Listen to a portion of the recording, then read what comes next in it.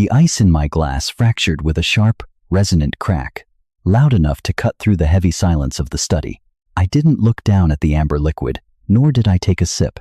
My gaze remained anchored on the heavy oak door, waiting for the distinct, rhythmic click of Eleanor's heels against the reclaimed herringbone floor of the hallway.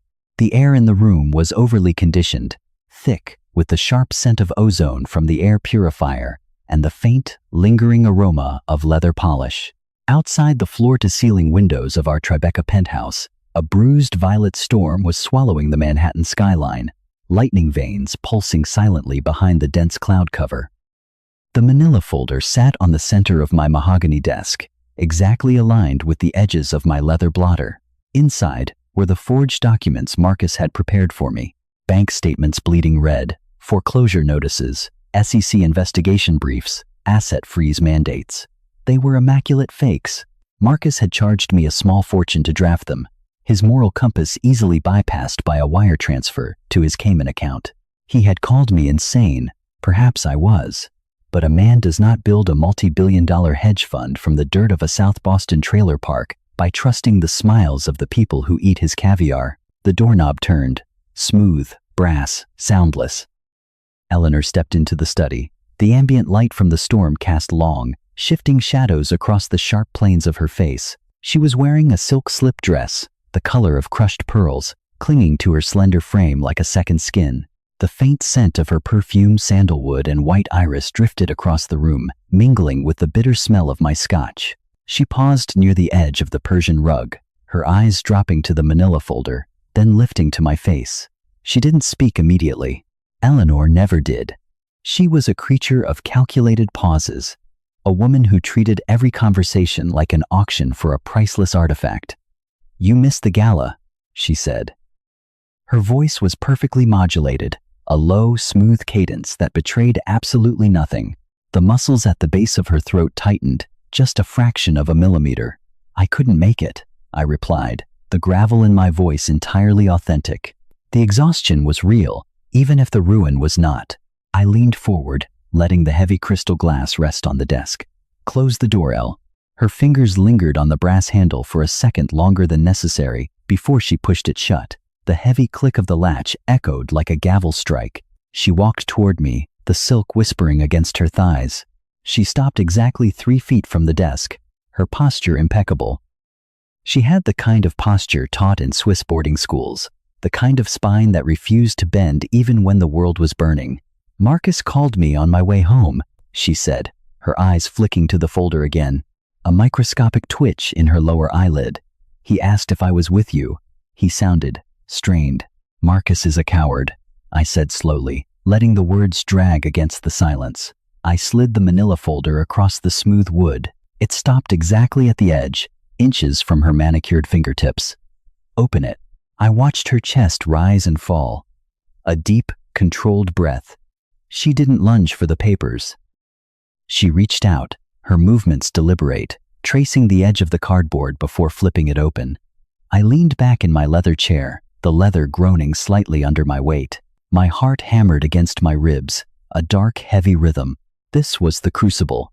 For 3 years of marriage, I had drowned her in diamonds, wrapped her in bespoke cashmere, handed her the keys to properties across 3 continents. She had smiled, she had played the perfect hostess, she had warmed my bed. But the whispers at the yacht clubs, the knowing smirks of the old money elites I had crushed to get to the top, they never stopped. She bought the portfolio, Julian, not the man. The paranoia had grown like black mold in the dark corners of my mind, eating away at every touch, every kiss, every whispered reassurance in the dark. I needed to know. I needed to strip the gold away and see if she would still hold my hand in the ash. Her eyes tracked across the top document, the asset freeze mandate. The silence stretched, thin and fragile as spun glass. I looked for the panic. I expected the sudden intake of breath, the widening of her pale green eyes, the trembling lip. I expected the mask to shatter. Instead, the corner of her mouth tightened. A muscle in her jaw fluttered. Once, twice. She turned the page. The bankruptcy filing. She turned another. The foreclosure notice for the Hampton estate. The SEC raided the Midtown office at 3 o'clock. I lied, my voice steady, practiced. They froze everything. The offshore accounts, the domestic trusts, the joint accounts, even the art foundation. Her finger paused on the third page. The nail painted a stark, bloodless nude, pressed hard enough into the paper to leave a crescent indentation. She didn't look up. The foundation too. Everything, Elle. I leaned forward, bracing my elbows on the desk, threading my fingers together. One of the senior partners flipped, a wire fraud accusation from the Tokyo merger. It's a cascade failure. The creditors are already circling. By Monday morning, it will be in the journal. By Tuesday, they'll come for this apartment. She closed the folder. The sound was soft, definitive. She finally lifted her gaze to meet mine. The green of her eyes was flat, devoid of the usual sharp light that danced in them when she appraised a Rothko or a Basquiat. Are you facing prison time? The question was clinical. The breath hitched in my chest, a sudden, cold spike of adrenaline. No tears, no screaming, no collapse. Marcus is trying to negotiate a settlement, but they want a pound of flesh, without capital to fight the litigation. I let the sentence hang, heavy with implied doom. We have nothing, Eleanor. The liquid cash is gone. The credit lines are dead. I am completely, utterly ruined.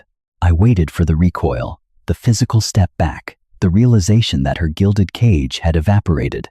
She turned away from the desk and walked toward the small bar cart in the corner of the room. The clinking of crystal against glass filled the void. She poured herself 2 fingers of the same Macallan I was drinking. She didn't add ice. She brought the glass to her lips, taking a slow, measured sip. I watched the swallow move down her slender throat. The Rothko in the dining room, she said, her back still turned to me. Is it seized? The question struck me like a physical blow. The air in my lungs turned to ash. Of all the things, of all the goddamn things, the entire estate is under a freeze order, I said, my voice dropping an octave, a genuine edge of hostility bleeding into the performance. Did you not hear what I just said? I am facing federal indictment, Eleanor.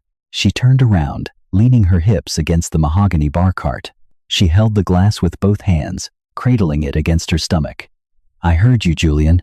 I am merely assessing the wreckage. Panic serves no logistical purpose. Logistical purpose. The phrase echoed in my skull. I stood up, the chair rolling back aggressively. I walked around the desk, closing the distance between us. I stopped, just inches from her, using my height to cast a shadow over her. I wanted to smell the fear on her. I wanted the desperation. We are going to have to leave, I told her, staring down into those impenetrable green eyes. Pack a bag, just the necessities. No jewelry, they'll track it. Marcus has a safe house in upstate New York. A cabin.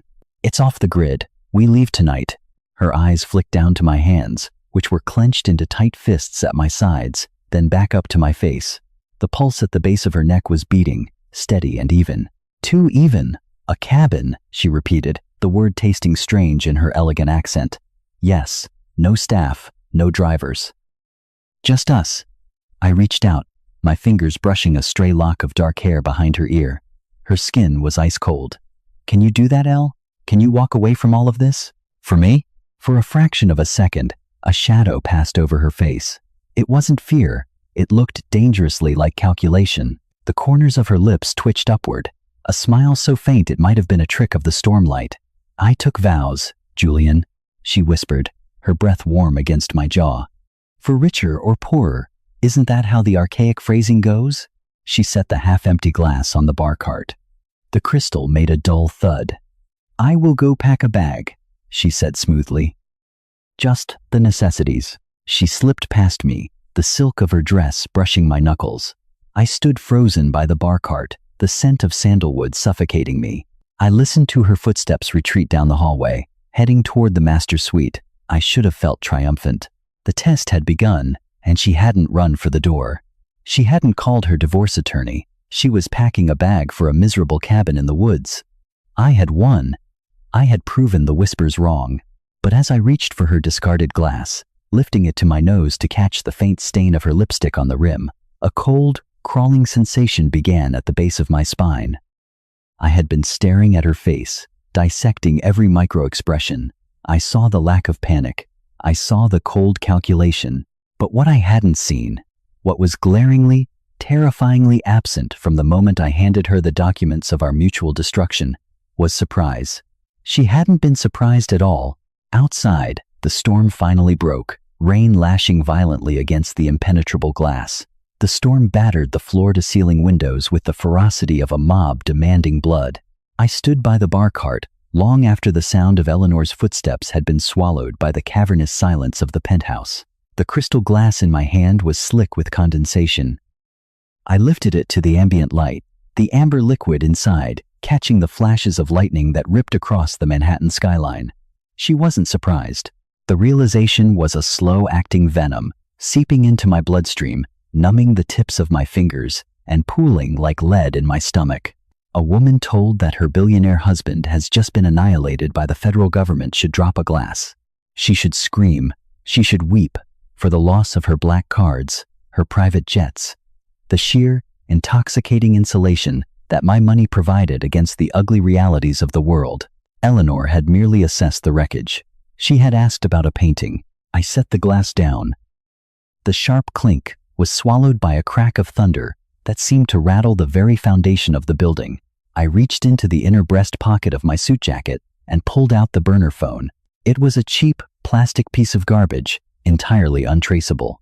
The textured grip felt alien against my palm, a stark contrast to the sleek titanium I was accustomed to. I punched in the 11 digits from memory. The line rang twice, a hollow synthetic sound. "Yeah," Marcus answered, no greeting. His voice was a low rasp, scraping against the background noise of jazz music and the clinking of silverware. He was at a restaurant, probably Le Bernardin. He had a standing reservation on Friday nights. "She's packing," I said. I kept my voice flat, stripping it of the sudden, suffocating paranoia that was wrapping its hands around my throat. A sharp intake of breath on the other end. The jazz music muffled slightly, as if he had pressed his hand over the receiver or stepped into a private alcove. "She bought it?" She didn't flinch, Marcus. Silence. It stretched for 3 seconds. 4. The rhythm of the rain against my windows filled the void. "Julian," Marcus began, his tone shifting into the placating, overly cautious cadence he used when dealing with hostile witnesses. "She's a thoroughbred. You knew that when you married her. She's not going to fall apart in front of you.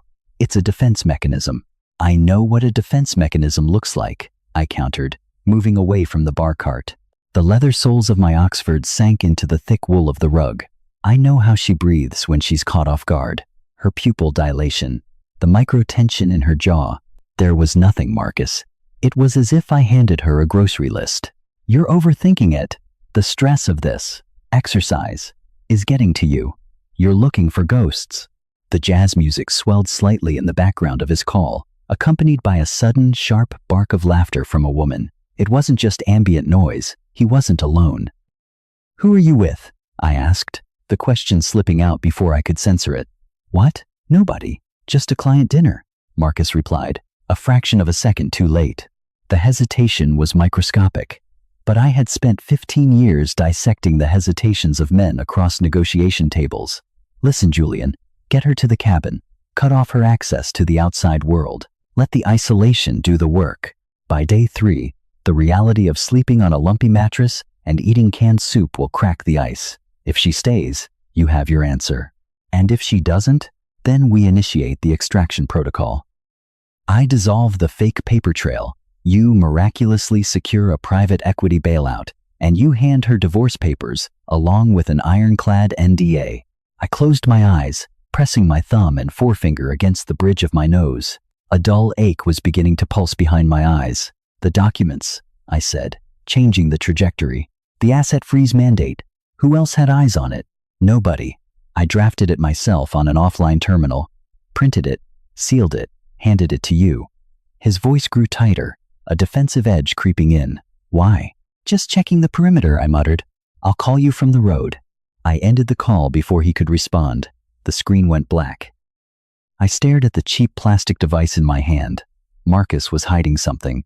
The slight elevation in his pitch, the phantom client dinner. A new thread of suspicion wove itself into the tapestry of my paranoia. I slipped the phone back into my pocket and walked out of the study.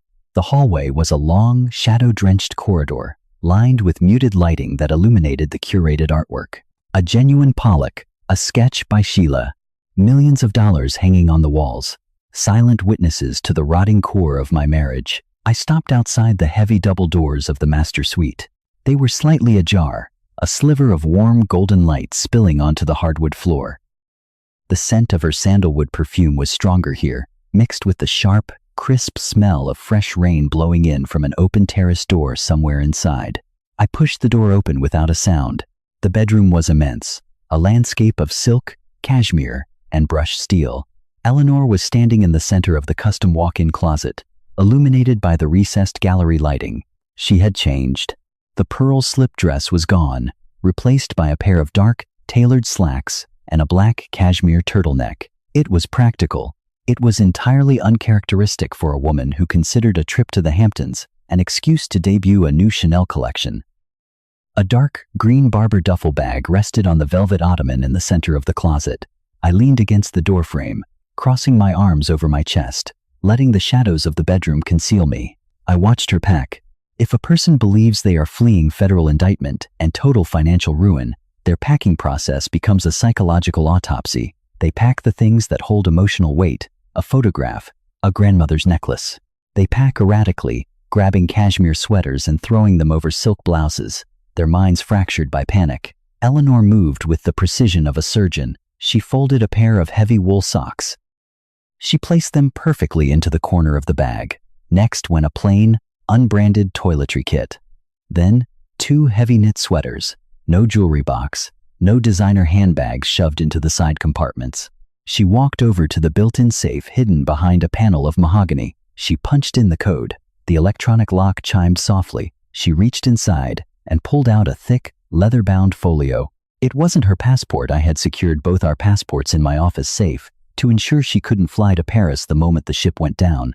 It was a document dossier, heavy, packed with paper. She slipped it into the bottom of the duffel bag, smoothing a dark sweater over it to conceal its outline. "I see you found the practical outerwear," I said, my voice cutting through the quiet hum of the air conditioning. She didn't flinch.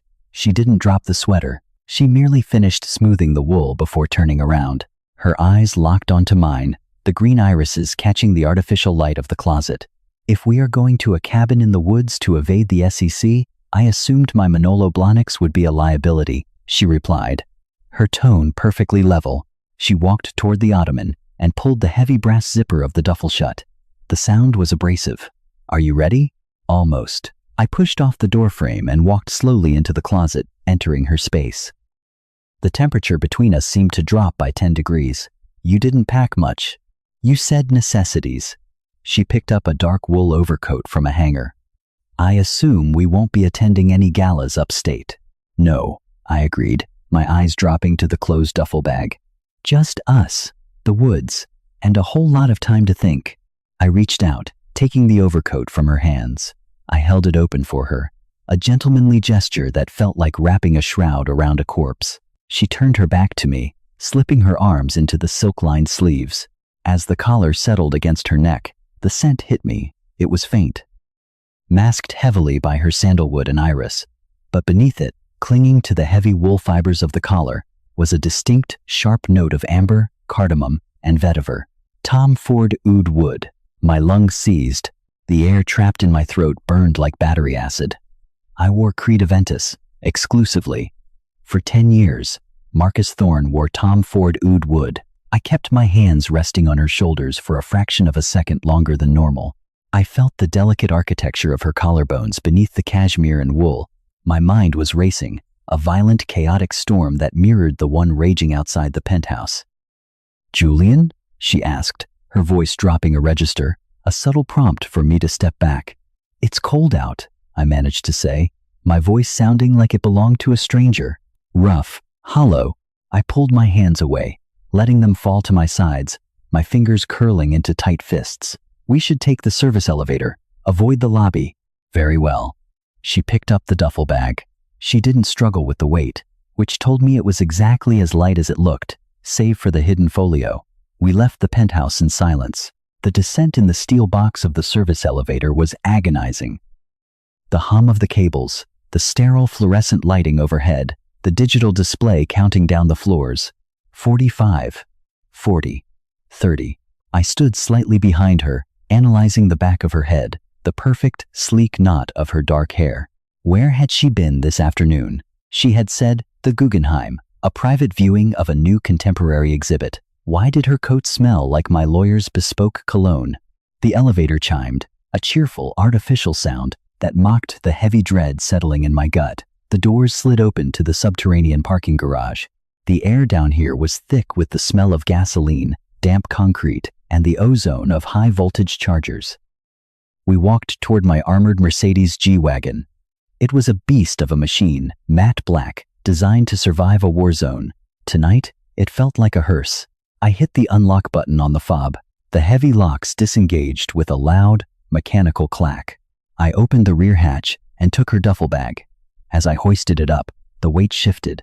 The leather folio inside slid against the canvas. A solid, heavy mass. "Get in," I told her. She walked to the passenger side and climbed in, the door shutting behind her with the heavy, airtight thud of a bank vault. I walked around to the driver's side, the rain from the open garage entrance blowing in, stinging my face with cold, sharp needles. Before I got in, I paused, resting my hand on the cold steel of the roof. Marcus, Eleanor, the lack of surprise, the packed folio. I had engineered a fake bankruptcy to test her loyalty, to see if she would stay when the gold turned to dust. But the game board was shifting under my feet. The pieces were moving on their own. I climbed into the driver's seat and hit the ignition. The V8 engine roared to life, a low, guttural growl that vibrated up through the steering column into my hands.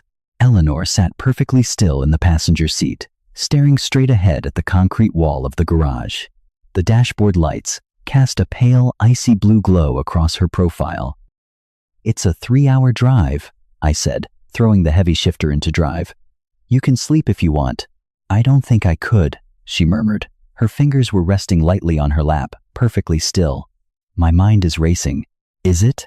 I asked, steering the heavy SUV toward the exit ramp. "What are you thinking about, Elle?" She turned her head slightly, looking at me. The shadows in the car obscured her eyes, leaving them dark, empty voids. "I was thinking about the Rothko, Julian. How tragic it is to lose something so beautiful because of a careless mistake." The tires hit the wet asphalt of the street, the sound a sudden, loud hiss. The storm swallowed us whole, the rain lashing against the windshield as I drove us away from the life I had built, toward a cabin in the woods, trapped in a steel box with a woman I suddenly realized I did not know at all. The rhythmic, heavy thud of the windshield wipers was the only sound measuring the time inside the cabin of the G-Wagon. Outside, the Taconic State Parkway was a pitch-black ribbon slicing through the dense, skeletal forests of upstate New York. The storm had evolved from a torrential downpour into a violent onslaught of sleet, the ice crystals striking the reinforced glass like a spray of gravel. Inside the vehicle, the climate control breathed a steady current of hot air, carrying the faint, dry scent of heated dust and the rich leather of the upholstery. Yet, a bone-deep cold had anchored itself in my chest, a freezing pressure that made every inhalation feel thin and insufficient. Eleanor sat in the passenger seat, an immaculate statue carved from ivory and shadows. For 2 hours, she had not touched the radio, had not adjusted her seat, had not checked her phone. Her profile was illuminated only by the rhythmic flash of passing headlights, revealing a jawline locked in absolute stillness. The pale luminescence of the dashboard cast long, distorted shadows across her cheekbones. I gripped the steering wheel, the stitched leather biting into my palms. The friction was a physical anchor against the spiraling hurricane in my skull. Tom Ford Oud Wood. The scent clung to the memory of her collar, a phantom trace of amber and vetiver that burned the inside of my nostrils. Marcus, my fixer, the man who had buried my mistakes, crushed my rivals in litigation, and drafted the ironclad prenup that sat in a vault in Lower Manhattan. The man who, mere hours ago, had handed me a manila folder filled with my simulated ruin. "The heating vent is blowing directly on your face," I said, the gravel in my voice cutting through the hypnotic thrum of the engine. "You can adjust the louver." She turned her head, the movement slow, almost aquatic. "I am perfectly comfortable, Julian." I watched her peripheral reflection in the side mirror. The muscle beneath her left eye remained completely slack. No tension, no fatigue, just a blank, terrifying composure. "You haven't asked about Marcus." I noted, my eyes fixed on the treacherous curve of the slick road ahead. Since we left the city, you haven't asked what the strategy is, how we fight the indictment. Her hands shifted in her lap, the silk lining of her coat whispering against the wool of her trousers. You stated there was no capital to fight the litigation. You said the foundation was frozen. If the board has been seized, Marcus is entirely impotent until the SEC concludes its preliminary audit. Asking questions about a defense strategy we cannot afford seems like an exercise in masochism. The clinical precision of her answer struck the side of my head like a blunt instrument. It was a lawyer's answer. It was Marcus's answer. "We are going to be living out of a cabin, Elle," I pressed, the pressure in my chest tightening, squeezing the air from my lungs. I leaned slightly toward the center console, invading the neutral airspace between us. No staff, no heat unless we chop the wood. The accounts are zeroed. We are fugitives in everything but name. She blinked.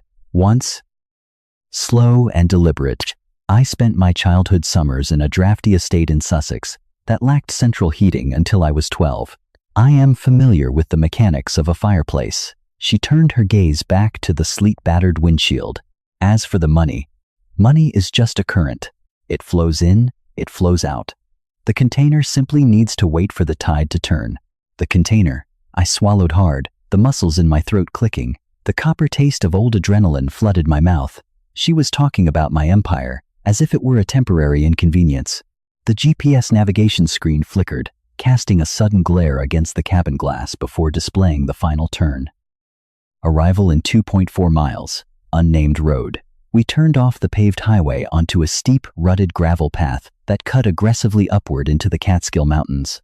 The G-Wagon's suspension absorbed the heavy impacts, but the violent swaying of the chassis threw our shoulders against the doors. Heavy branches scraped against the roof, sounding like fingernails dragging across a chalkboard. The safe house was a massive, brutalist structure of dark cedar and river stone, swallowed by the dense canopy of ancient pines. There were no exterior lights. It stood at the edge of a steep drop-off, a black silhouette against a slightly lighter black sky. It looked less like a refuge and more like a mausoleum. I killed the engine. The sudden silence was suffocating, immediately replaced by the roar of the wind tearing through the pine needles. "Stay here," I commanded, pulling the heavy metal flashlight from the door compartment. I pushed my door open. The freezing wind hit me instantly, driving icy needles of sleet into my face and neck. I hunched my shoulders, my Italian wool suit instantly soaking through, heavy and useless against the elements. I walked around the front of the vehicle, the beam of the flashlight slicing through the heavy precipitation, catching the erratic dance of the frozen rain. I unlocked the heavy deadbolts of the front door, with the brass key Marcus had given me. The door groaned inward, revealing a cavernous, freezing interior. The air inside smelled of stale ash, dry rot, and undisturbed dust.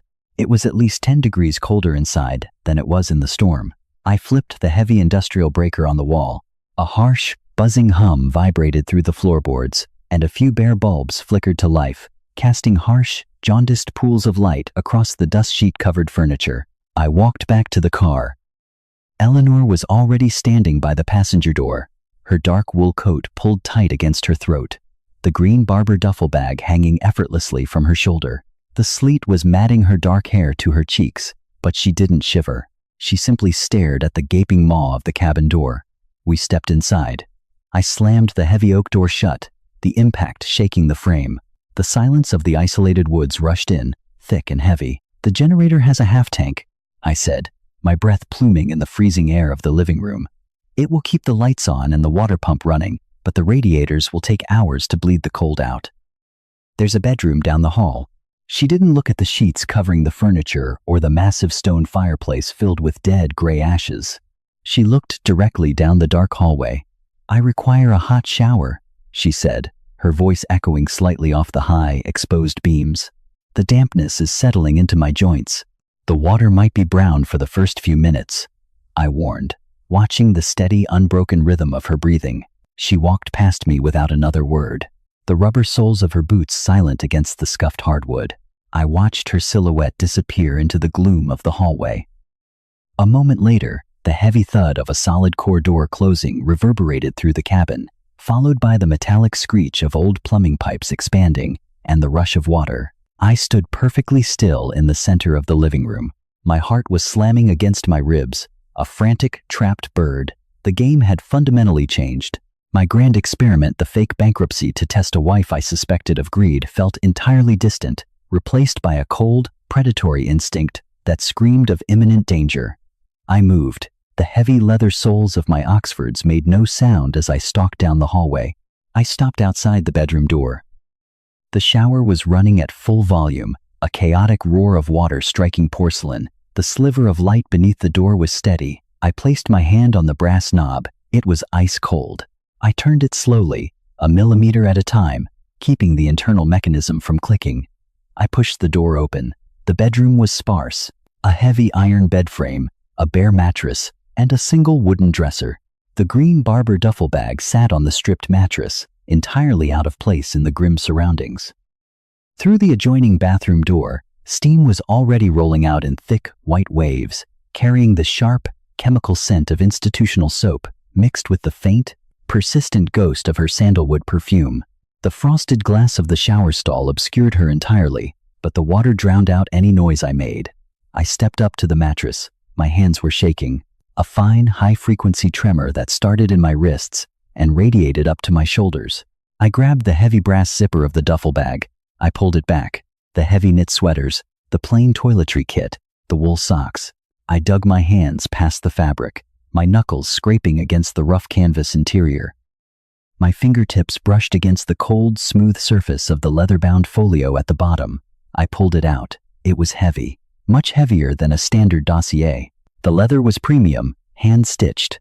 I rested it on the mattress, flipping the brass clasp open. The first page was a printed email thread. The header was partially redacted, but the routing server was unmistakable. It was the internal encrypted server of my own hedge fund. My eyes scanned the text. The letters seemed to vibrate, blurring together in the harsh yellow light of the bare bulb hanging from the ceiling. The simulation documents are prepared. He will execute the asset freeze acknowledgement on Friday afternoon. Once his biometric signature is captured on the digital pad for the dummy forms, the keylogger will mirror the authorization onto the Cayman restructuring deeds. The air in my lungs crystallized. I couldn't breathe. The oxygen in the room had vanished, replaced by a suffocating, invisible weight pressing down on my throat. I flipped the page. My hands were no longer shaking. They were completely numb, functioning on pure, mechanical terror. The next document was a transfer deed. The Vance Family Irrevocable Trust, the entity that held the Manhattan penthouse, the Hamptons estate, the liquid assets, the art foundation, everything. At the bottom of the page was my signature, blue ink. Perfect, a flawless replication, but not a forgery. The keylogger will mirror the authorization. Marcus hadn't forged my signature on fake documents. He had handed me a digital pad in his office yesterday, telling me I needed to sign the dummy authorization to make the fake SEC freeze look legitimate in the system. I had signed it. I had pressed my thumb to the biometric scanner. I had authorized the complete, irrevocable transfer of my entire net worth into a blind trust registered in the Cayman Islands. I flipped another page, my vision tunneling, the edges of the room going black. The beneficiary of the blind trust, E. Thorne. Thorne, Marcus's last name. A sharp, high-pitched ringing erupted in my ears, drowning out the sound of the shower. Eleanor wasn't just leaving me. She wasn't just having an affair with my lawyer. They had used my own paranoia as a weapon. They knew I suspected her. They knew I would go to extreme lengths to test her. Marcus had planted the idea of the fake bankruptcy months ago, a casual suggestion over single malt scotch, waiting for the seed to take root in my sick, suspicious mind. I had engineered my own execution. I had handed them the rope, tied the noose, and stepped off the chair. And now, I was standing in an off-the-grid cabin, 3 hours from civilization, legally destitute, completely isolated, with a woman who had spent 3 years acting as a parasite in my bed. The shower stopped. The sudden cessation of the rushing water was louder than an explosion. The silence that followed was absolute, save for the violent hammering of blood in my own temples. I stared at the closed bathroom door. The steam was slowly clearing from the gap at the bottom. I scrambled to shove the folio back into the duffel bag. The leather caught on the zipper. I forced it down, throwing the heavy wool sweaters over it, yanking the zipper closed. The brass teeth scraped together. "Julian?" Her voice drifted from behind the bathroom door. It wasn't loud. It wasn't startled. It was perfectly, terrifyingly calm. I backed away from the bed, my boots heavy as lead. I needed my phone. I needed to get to the car. I reached into my pocket for the keys to the G-Wagon. My fingers met empty fabric. I patted my jacket. I checked my trousers. The heavy, metallic weight of the fob was gone. I had left it on the console in the car? No. I had used it to lock the doors. I had it in my hand when I walked into the cabin. I looked toward the living room hallway, the small wooden table by the front door where I had set the flashlight down. "Julian, are you in there?" The brass doorknob of the bathroom began to turn. Slowly, methodically. The cold realization washed over me, freezing the blood in my veins. She hadn't packed the folio to hide it from the SEC. She hadn't packed it to save it. She had packed it to show me. She wanted me to find it here, where I had no power, no money, and no escape. The bathroom door clicked open. The heavy hinges groaned in the damp air. The heavy brass hinges of the bathroom door shrieked, a sustained metallic wail that seemed to vibrate against the enamel of my teeth. The thick cloud of steam rolled out into the freezing bedroom, a dense white bank of fog that swallowed the harsh yellow light of the bare bulb. It smelled of cheap lavender soap, rust, and the metallic tang of old corroded pipes. Beneath it all, a suffocating ribbon of sandalwood. I backed away, my heels dragging against the warped hardwood floor. The friction felt distant, as if I were operating a body that belonged to someone else. My spine collided with the edge of the heavy iron bed frame. The cold metal bit through the wool of my suit jacket, anchoring me to the spot. I couldn't breathe. The air in my lungs was stale, trapped behind a tightened larynx that refused to open. The silhouette materialized within the steam. She did not emerge wrapped in a towel. She did not emerge with wet hair. Eleanor stepped out of the vapor fully dressed in the black cashmere turtleneck and dark slacks she had packed. Her dark hair was immaculately dry, pulled back into its severe, perfect knot. She hadn't been in the shower. She had turned the tap to full blast to drown out the sound of the cabin, to drown out whatever she had been doing. She stopped at the edge of the steam barrier, the white mist curling around her leather boots. Her left hand was tucked casually into the pocket of her slacks. Her right hand hung at her side. Her fingers were curled loosely around a heavy, irregular shape of black plastic and titanium. My car keys. The fob swung slightly, catching the jaundiced light. I stared at the keys, then slowly dragged my gaze up the long, slender line of her arm, past the sharp angle of her shoulder, to her face. The pale green of her irises was luminous in the dim room, entirely devoid of the warmth or submissive grace I had purchased 3 years ago. There was a predatory stillness to her posture, the terrifying calm of an arachnid watching a fly exhaust itself in the silk. "The plumbing here is atrocious," she noted. Her voice was flat, devoid of any conversational melody. It was the voice of a judge, reading a verdict in an empty courtroom. "The water pressure is barely sufficient to flush the rust from the lines." She raised her right hand and tossed the heavy set of keys onto the wooden dresser. They hit the scuffed wood with a deafening clatter, sliding to a halt inches from the edge. The sound shattered the paralysis in my limbs. A sudden, violent surge of adrenaline-pure, unadulterated survival instinct flooded my veins. The billionaire was dead. The man standing in the freezing room was the cornered animal from the South Boston dirt, the man who had clawed his way into the penthouses by stepping on the throats of anyone in his path. "What did you do?" My voice was a low, guttural rasp, tearing at the dry tissue of my throat. I pushed off the iron bed frame, closing the distance between us by a single, aggressive stride. Eleanor did not flinch. The muscle in her jaw did not tighten. She tilted her head slightly, a gesture of mild, clinical curiosity. "You read the dossier, Julian?" she said, her tone smooth, reasonable. "I assumed a man of your intellectual capacity wouldn't require a summary." "You forged my biometric signature," I snarled, taking another step. I was close enough now to see the individual fibers of her cashmere sweater, close enough to smell the Tom Ford oud wood radiating off her collar. The scent of my lawyer. "You colluded with Marcus to drain the trust. You think a Cayman blind trust can hold up against a federal investigation?" The moment the SEC realizes the freeze is a simulation, they'll tear those offshore accounts apart. You haven't won anything. You've just attached yourself to a sinking ship. She reached up, her manicured fingers resting lightly against the collar of her sweater, brushing against the spot where Marcus's cologne lingered. A microscopic ghost of a smile touched the very corners of her lips. It was the most terrifying expression I had ever seen her wear. "There is no simulation, Julian." The words hung in the freezing air, sharp as broken glass. I stopped. The blood rushing in my ears turned to white noise.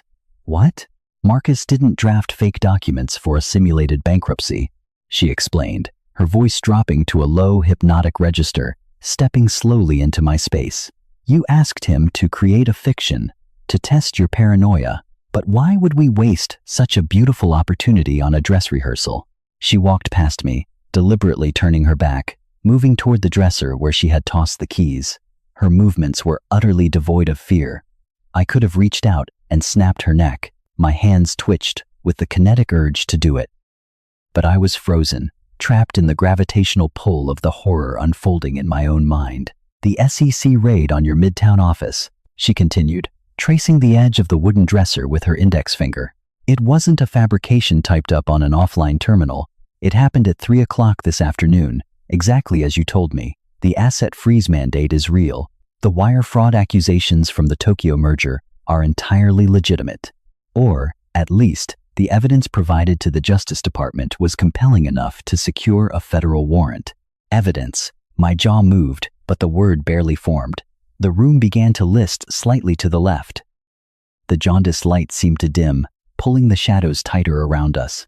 There was no evidence. The Tokyo merger was clean. "Nothing you touch is clean, Julian." She turned to face me, leaning her hips against the dresser. "The offshore accounts you used to bribe the Japanese regulators, the shadow ledgers, the encrypted emails, they were hidden behind 3 layers of biometric firewalls, unbreakable unless someone with authorized access voluntarily handed over their thumbprint and retina scan. Once his biometric signature is captured on the digital pad for the dummy forms." The memory of Marcus's office struck me with the force of a physical blow. The heavy oak desk, the smell of his cigar smoke, the digital pad slid across the polished wood. "Just sign here, Julian. We need the system to register a temporary lock, to generate the fake freeze notices." I had pressed my thumb to the glass. I had leaned into the optical scanner. I hadn't authorized a fake document.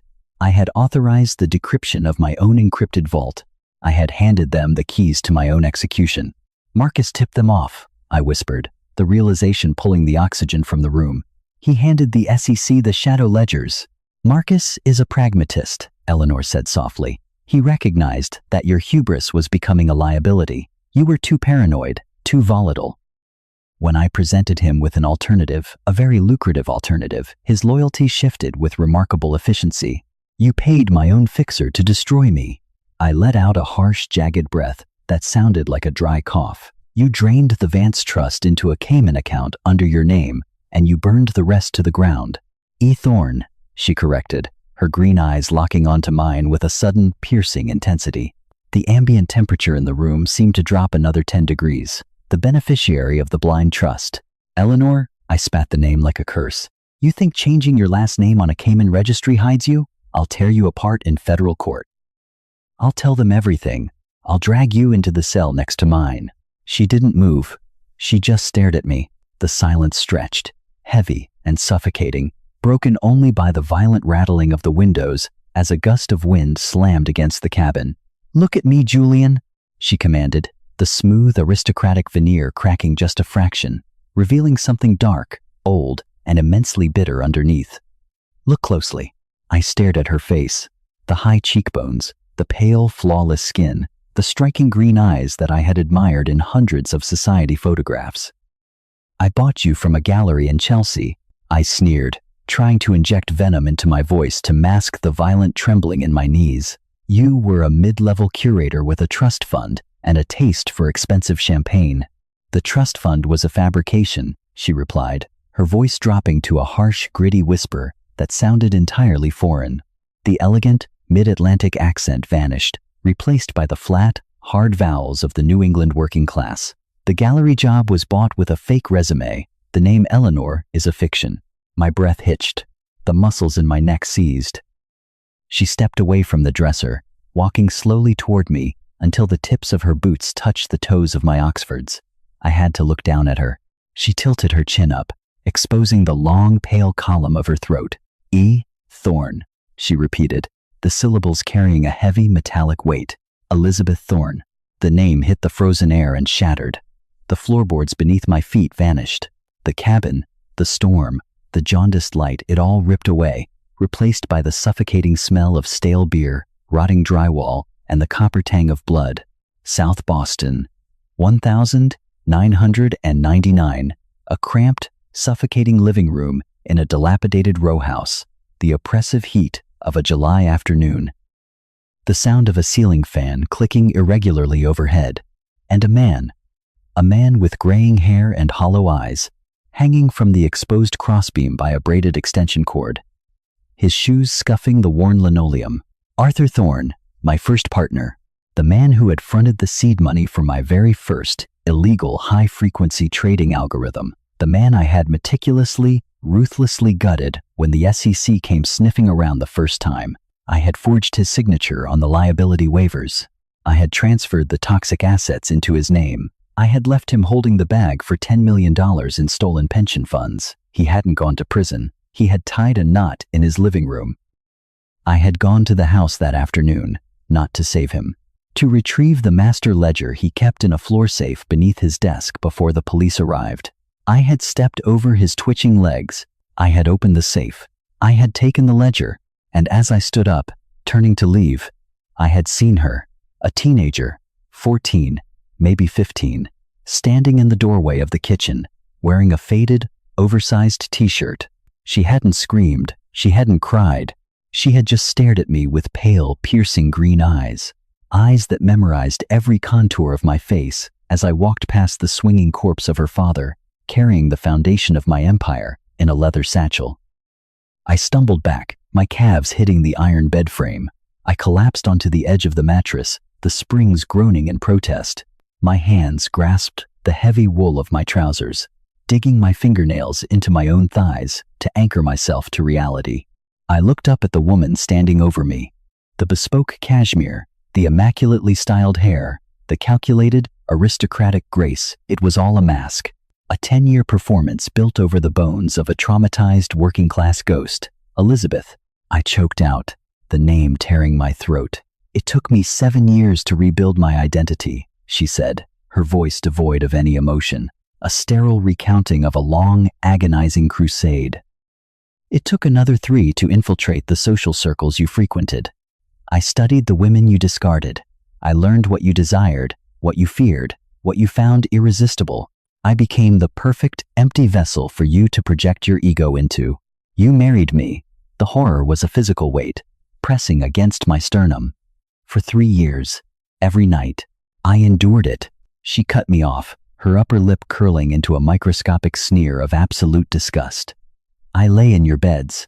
I smiled at your galas. I watched you destroy other men exactly the way you destroyed my father. And every day, I waited for the rot in your brain to do the work for me. She began to circle the bed, her movements slow, deliberate. Your paranoia was beautiful, Julian. It was a self-sustaining engine of destruction. You couldn't simply enjoy your stolen wealth. You had to constantly test the perimeter. You had to know if people were loyal. You drove away your friends. You isolated your board members. And finally, you looked at the woman sleeping next to you, and the sickness in your head demanded a test. She stopped near the head of the bed, looking down at the green Barber duffel bag. She reached out and rested her hand flat against the canvas. I didn't have to force you to sign away your empire, she whispered. I didn't have to hold a gun to your head. I just had to wait for you to try and destroy me first. You begged Marcus to create the fake bankruptcy. You literally handed us the mechanism to annihilate you. All I did was change the destination account numbers. The violent trembling in my hands spread to my chest. A cold, damp sweat broke out across my forehead, stinging my eyes. The money, the Cayman Trust. It's gone, she said simply. Dispersed. 4 hours ago. The moment the funds cleared the Cayman servers, they were broken down into 10,000 microtransactions. Funneled into anonymous trusts, charities, and restitution funds for the people you bankrupted over the last 2 decades. There is no e-Thorn account for the SEC to find. The money evaporates into the ether. She was looking at me, but she was seeing a corpse. I was already a ghost. And me? I asked, the fight completely drained from my voice, leaving only a hollow, echoing void. What happens to me? Elizabeth reached into the pocket of her slacks. She pulled out the cheap plastic burner phone I had used to call Marcus from the penthouse. I hadn't realized she had taken it from my jacket when I was paralyzed by the sight of the folio. She held it up between her thumb and forefinger. The FBI field office in Manhattan received an anonymous tip at 6 p.m., she said, her eyes locked on mine. The tipster provided the exact GPS coordinates of a secure, off-the-grid cabin in the Catskills, registered under a shell corporation linked to Julian Vance. The tipster also mentioned that the suspect is heavily armed and highly unstable, fleeing a federal indictment. A low, rhythmic thumping began to vibrate through the floorboards of the cabin. It wasn't the wind. It wasn't the storm. It was a heavy, mechanical pulse, cutting through the howling of the sleet. The unmistakable, chopping rhythm of helicopter rotors. "They are here," she said, her voice finally dropping to a whisper, carrying a profound, exhausted peace. She tossed the burner phone onto the mattress next to me. "You wanted to know if I would stay with you in the ashes, Julian," Elizabeth said, taking a slow step backward, moving toward the hallway shadows. The jaundiced light caught the sharp angle of her jaw one last time. "The answer is no, but I will gladly watch you burn." She turned and walked out of the bedroom. I didn't follow her. I couldn't move. The heavy sound of the front door opening and closing echoed through the cabin, sealing me inside the tomb I had built with my own hands. The rhythmic chopping of the rotors grew deafening, shaking the dust from the exposed beams above my head.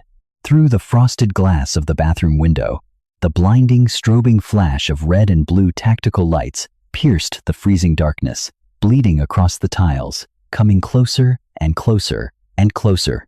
The concussive force of the helicopter blades beat against the roof of the cabin, a physical weight that compressed the air inside the bedroom, driving the oxygen from my lungs in rhythmic, suffocating pulses.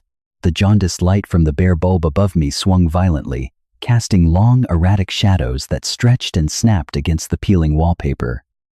The iron bed frame vibrated against my calves. I did not move. I could not move. The paralysis was absolute, a profound neurochemical misfire that left me trapped inside a decaying monument of my own hubris. Outside, the storm had been weaponized. The howling wind was now laced with the aggressive, mechanical scream of turbines and the staccato distortion of a megaphone cutting through the sleet. Words were being shouted, sharp and commanding, but they dissolved into a wall of white noise before they reached my ears. The frosted glass of the bathroom window shattered inward, raining 1,000 glittering icy teeth across the porcelain tiles. The red and blue tactical lights flooded the space, a violently strobing disco of federal authority, painting the steam in the room in alternating shades of arterial blood and deep-sea pressure. The heavy oak front door of the cabin did not open. It exploded. The sound was a deafening, splintering crack that sent tremors through the warped floorboards. Heavy boots hit the hardwood, dozens of them, a synchronized, predatory stampede echoing down the narrow hallway. The smell of wet pine and ozone was instantly replaced by the harsh, chemical odor of damp Kevlar, gun oil, and aggressive adrenaline. A blinding column of white light breached the bedroom doorway, incinerating the shadows. I raised a trembling hand, the movement sluggish, as if moving through heavy water. The light pinned me to the mattress. "Hands! Let me see your hands!" The voices were overlapping, a chaotic barrage of volume designed to disorient. I didn't resist. I didn't have the skeletal integrity left to resist. I let my hands fall to my lap, the palms facing upward, resting against the heavy wool of my trousers. The surrender of a hollowed-out king. A heavy, gloved hand seized my shoulder, the grip biting brutally into the collarbone, tearing the bespoke wool of my suit jacket. I was violently ripped from the edge of the bed. The floorboards rushed up to meet me. My jaw struck the hardwood with a sickening crack, the impact sending a spray of copper heat across my tongue. A knee dropped squarely between my shoulder blades, driving the remaining air from my chest. The pressure was immense, a monolithic weight that threatened to snap my ribs. My cheek was pressed flat against the grit and dust of the floor. Through the strobing chaos, My eyes locked onto a single, stationary object under the bed. A discarded heavy wool sock, folded perfectly, the geometric precision of a woman who had spent a decade planning an execution. Cold steel bit violently into my right wrist, the metal ratcheted tight, pinching the skin. My left arm was wrenched behind my back, the shoulder joint screaming in protest until the second cuff clicked into place. The finality of the sound, that sharp, mechanical bite of the locking mechanism, echoed in the hollow cavern of my skull. It was the sound of a vault door closing from the inside. I was dragged upward, hoisted entirely by the chain between my wrists and the fabric of my coat. My legs were dead weight, the Italian leather Oxfords dragging uselessly across the floor. They pulled me out of the bedroom, down the hallway, and thrust me out into the freezing maw of the storm. The sleet hit my face like crushed glass. The rotor wash from the Black Hawk hovering above the tree line whipped the icy precipitation into a horizontal frenzy. I blinked against the onslaught, my eyes scanning the mud, the tire tracks, the edge of the tree line. I was looking for her. I was looking for the silhouette of the dark overcoat. A footprint, a stray fiber of cashmere caught on a briar. Anything to prove she was real, that the last 10 years hadn't been an elaborate hallucination engineered by a ghost. But there was nothing. Only the deep, aggressive ruts left by my own G-Wagon, the vehicle I had driven into my own grave, the perfect vessel, delivering itself to the slaughter. They shoved me into the back of a heavily armored tactical vehicle. The interior was pitch black, smelling of damp canvas and stale sweat. The heavy doors slammed shut, sealing out the storm, sealing out the noise of the rotors, leaving only the deafening roar of my own heartbeat in my ears. The engine surged, and the chassis pitched violently as we began the descent down the mountain. Time fractured. It dissolved into a blur of numb, freezing vibrations. The throbbing ache in my jaw pulsed in rhythm with the tires striking the asphalt of the highway. I stared at the metal mesh separating the back from the driver's cab. The steel was unyielding, cold, permanent.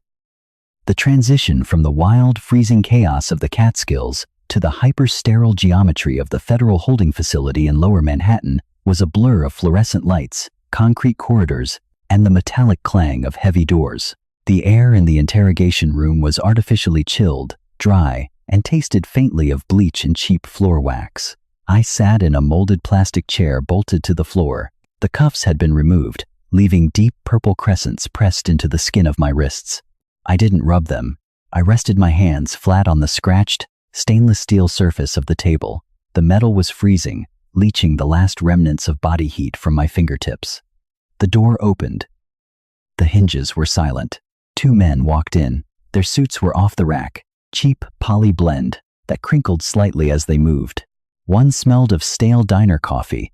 The other carried the distinct, sharp odor of nicotine clinging to the fabric of his collar. They didn't introduce themselves. They didn't need to. The taller one dropped a thick, heavy cardboard box onto the table. The impact sent a subtle vibration through the steel, right into my palms. The box was sealed with red evidence tape. The Department of Justice insignia was stamped on the side. Julian Vance, the man with the coffee scent, said. His voice was a flat, bureaucratic drone. He pulled out a metal chair and sat across from me. He didn't open a notebook. He didn't press record on a device. The cameras embedded in the ceiling corners were already capturing the silence. I stared at his tie. It was slightly off-center, a dull burgundy pattern. "The Cayman accounts are empty," I whispered. The words tasted like ash. My throat was so dry the syllables scraped against my vocal cords. "There is no money." The 2 agents exchanged a brief, microscopic glance. A subtle shift in the air pressure of the room. The nicotine-scented agent leaned against the concrete wall, crossing his arms. "We aren't here to talk about Cayman accounts, Mr. Vance," the seated agent said, leaning forward, resting his forearms on the table. "We are here to talk about the physical ledgers recovered from the floor, safe in your Midtown office. The ones containing the unredacted routing numbers for the Tokyo shell companies. The ones you explicitly authorized the decryption of at 2 p.m. yesterday." I slowly lifted my gaze from his tie to his face. The fluorescent light reflected in his pupils, tiny, harsh white squares. "Marcus Thorne," I said, the name leaving a vile metallic taste in my mouth. "He brought them to you." The agent's expression remained entirely neutral, a mask of bureaucratic indifference. "We received a highly detailed, encrypted data dump. It mapped the entire architecture of the wire fraud. It was a flawless roadmap. The only thing we needed was the biometric key to unlock the master servers. You provided that voluntarily. A flawless roadmap. 10 years of cartography. 10 years of Elizabeth Thorne tracing the fault lines of my empire, copying the ledgers, documenting the bribes, isolating the cancer cells of my fraud, and feeding them to Marcus. She hadn't just taken the money. That would have been a simple theft. She had orchestrated a demolition. She didn't take a dime, I muttered, my eyes dropping back to my own reflection in the brushed steel table. The face looking back at me was a stranger. The sharp, arrogant angles were gone, replaced by hollow, bruised skin hanging over bone. The eyes were dead, bottomless pits. Who? The agent asked, a faint edge of genuine confusion breaking his trained apathy. My wife. The word felt foreign, absurd, a title belonging to a play I was no longer starring in. Eleanor. Elizabeth. The agent leaned back in his chair, the plastic groaning under his weight. He reached into his inner jacket pocket and pulled out a single sheet of paper. He slid it across the table. It stopped inches from my hands. You don't have a wife, Julian, he stated slowly, articulating each syllable as if speaking to a trauma victim. The marriage certificate filed in the state of New York, under the name Eleanor Vance, was authenticated using forged identity documents. The social security number belongs to a woman who died in a hospice in Seattle 12 years ago. The passport was a sophisticated deep fake. The marriage is legally void. You married a phantom. A phantom. I didn't touch the paper. I watched the microscopic vibrations of the steel table make the document tremble. The silence in the interrogation room expanded, heavy and absolute. The humming of the 60 Hz fluorescent tubes above became a deafening roar. It was the sound of a vacuum, the sound of everything I had ever built, everything I had ever hoarded, everything I had ever touched, being sucked into a black hole of my own design. I had spent my entire adult life building a fortress. I had bought politicians, ruined competitors, insulated myself in penthouses and private jets. I had constructed a reality where I was untouchable, a god ruling from a mountain of toxic paper. But the foundation of that mountain was a dilapidated row house in South Boston. The mortar was the blood of a man named Arthur Thorne, and from that blood, the phantom had grown. She had walked into my fortress through the front door. I had opened the gates for her. I had dressed her in silk, kissed her throat, and handed her the nuclear codes, because my own sick, diseased paranoia demanded a sacrifice. The agents stood up. They realized there was no interrogation to be had. The man sitting across from them was already a corpse, functioning purely on autonomic breathing. They walked to the heavy steel door. The magnetic lock disengaged with a loud, industrial thud. Your arraignment is at 0800 hours, the coffee-scented agent said, pausing in the doorway. The public defender will meet you in the holding cell. The door swung shut. The magnetic lock engaged. The finality of the sound resonated in the marrow of my bones. I was alone. The chill of the room began to seep deeper, bypassing the skin, sinking into the organs. I leaned forward, resting my forehead against the freezing surface of the steel table. The metal bit into my skin. I closed my eyes. The sterile smell of the interrogation room faded, replaced by an olfactory hallucination, so vivid it made my chest heave. The sharp, suffocating scent of stale beer, rotting drywall, the faint, sweet smell of copper, and then the sound, a slow, rhythmic creaking, the sound of a braided extension cord groaning against an exposed wooden crossbeam, the scuff of shoes against worn linoleum. I opened my eyes, staring at my distorted reflection in the steel. The face wasn't mine anymore. The hollow eyes, the graying skin, the utter, absolute defeat. I was looking at Arthur Thorne. Elizabeth hadn't just taken my money. She hadn't just taken my freedom. She had meticulously, perfectly, transferred the ghost of her father into my skin. She had forced me to wear the rope. The creaking sound in my head grew louder, echoing in the sterile silence of the cell, a metronome counting down the days of a life that no longer belonged to me. The concept of time dissolves when your universe is reduced to an 8x10 concrete box. The federal penitentiary at Allenwood does not offer the luxury of seasons.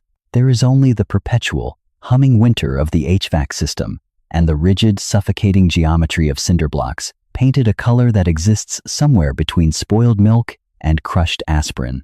My days are measured not in hours, but in the metallic sequence of locks engaging and disengaging down the tier, the heavy, pneumatic hiss of the doors, the scuff of rubber-soled boots against the polished concrete, the faint, bitter smell of industrial disinfectant that burns the back of my throat, constantly fighting a losing battle against the underlying stench of trapped, desperate men. I sit on the edge of the steel bunk. The thin, fire-retardant mattress offers no resistance against the cold metal. I am staring at my hands. They rest on my knees, palms up. The skin is pale, translucent, tracing a map of blue veins that seem to belong to a cadaver. The tremor in my left hand has become a permanent companion, a high-frequency vibration that starts in the metacarpals and travels up my forearm. I do not read the legal correspondence that arrives. The public defender, a young man with a cheap polyester suit and the exhausted eyes of someone drowning in a system designed to crush him, stopped visiting 3 months ago. My trial was a formality, a theatrical execution. The prosecutors laid out the ledgers, the offshore routing numbers, the meticulously documented bribery. They painted me as a monster of unprecedented greed. I did not testify. I did not mount a defense. I sat at the defense table, listening to the hum of the courtroom air conditioner, watching the dust motes dance in the harsh fluorescent light, waiting for her to walk through the heavy mahogany doors. She never came. Elizabeth Thorne vanished into the ether, perfectly dissolving the digital architecture of her existence the moment the gavel fell. The Cayman trusts were black holes. The SEC traced the funds to 1,000 different microcharities, anonymous victims' restitution accounts, and untraceable ledgers across the globe. By the time they realized I had been hollowed out from the inside, the money was already gone, absorbed by the ghosts I had created over the last 2 decades. The guards pass my cell. They do not look at me. I am no longer Julian Vance, the billionaire hedge fund titan who broke the market. I am inmate number 84792-054. I am a cautionary tale, printed on the 3rd page of the journal, already forgotten by the men who took my place in the penthouses overlooking Central Park. A shadow falls across the reinforced plexiglass window of my cell door.